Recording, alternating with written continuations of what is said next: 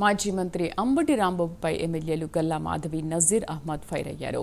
ప్రజాస్వామ్యాన్ని ఖూనీ చేసే విధంగా అంబటి రాంబాబు మాట్లాడడం సిగ్గుచేటన్నారు. గత ప్రభుత్వం అభివృద్ధిని పక్కన పెట్టి ప్రజల సొమ్మును దోచుకుందని ఆరోపించారు. కూటమి ప్రభుత్వం చేస్తున్న అభివృద్ధిని చూసే వైసీపీ కార్పొరేటర్లు పార్టీలోకి వచ్చారని వారు తెలిపారు. మళ్ళీ మనం బురద జల్లొచ్చు అనే ఒక ప్రయత్నం చేస్తూ ఉన్నారు. ఇది ఒక ఆయుధంగా ఫస్ట్ నుంచి కూడా అటు జగన్మోహన్ రెడ్డి గారి దగ్గర నుంచి ఇటు వారి కిందున్న ప్రతి స్థాయి లీడర్ వరకు కూడా ఇదే ఒక కార్యక్రమాన్ని చేపడతా వస్తూ ఉన్నారు. దీనికి ఎంత మాత్రం అంగీకరించేది లేదు, ఉపేక్షించేది లేదు. ఇలాంటి బురద జల్లే ప్రయత్నాలు చేస్తే మరొకసారి చాలా ఘాటుగా వ్యాఖ్యానించాల్సి వస్తుంది. డబ్బులు ఇచ్చి కొనుగోలు చేస్తున్నారు అనే అంత కర్మ ఇక్కడ కూటమి ప్రభుత్వానికి అసలు పట్టలేదు. స్వచ్ఛందంగా ఎందరో ఇప్పుడు వచ్చిన వారు కాకుండా ఎందరో వస్తాము అని అన్నప్పటికీ కూడా మాకు వాళ్ళ క్యాండిడేచర్ ని చూసి మాత్రమే తీసుకుంటున్న పరిస్థితుల్లో ఒకళ్ళని కొనుగోలు చేసి మరి లాక్కోవాల్సిన అవసరం మాత్రం ముమ్మాటికి లేదు.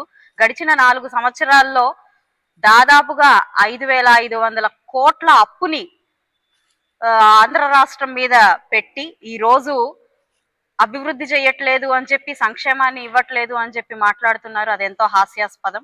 కేవలం ఎగ్ పఫ్ఫులకి లేదంటే సమోసాలకి కొన్ని కోట్ల రూపాయలు దుర్వినియోగం చేసిన ప్రభుత్వం ఈ రోజు ప్రజల కోసం, ప్రజల అభివృద్ధి కోసం చేస్తున్న ఖర్చుని, బుడమేరు వాగు గురించి మాట్లాడుతున్నారు. అదెంత హాస్యాస్పదం. వారి శ్రేయస్సు కోసం ఖర్చు పెట్టిన డబ్బుని విమర్శించే ఒక ప్రక్రియ అనేది చాలా చాలా బాధాకరం. కాబట్టి ఏ మాత్రం అర్హత లేని రాజకీయ నాయకులుగా పేరుగాంచి 11 సీట్లకే పరిమితమైన వైసీపీ గవర్నమెంట్, వైసీపీ నాయకులు ఇకనైనా వారి నోటికి తాళం వేసుకొని జరుగుతున్నది కేవలం చూస్తూ ఉండడం తప్ప ఇంకేది వారికి అవసరం లేదుగా ఒక దిశానిర్దేశం, ఒక చెంపపెట్టుగా చెప్పదలుచుకున్నాము. నిజంగా అంబటి రాంబాబు గారు మీడియా సమావేశంలో మీరు ప్రత్యక్షంగా చూస్తా ఉంటే, మీరు గాని మీ మేయర్ గారు గాని మీకు సంబంధించినటువంటి నాయకులు ఎవరైనా చిత్తశుద్ధి ఉంటే రేపో మాపో రాజీనామా చేసి మేయర్ పదవికి ప్రజల దగ్గరకు వచ్చి, ప్రజాప్రతినిధుల దగ్గరకు వచ్చి ఎన్నికలకు మేము సిద్ధం అని చెప్పి బహిరంగ చర్చకు మీరు రావాలని చెప్పి మేము కోరుతా ఉన్నాం.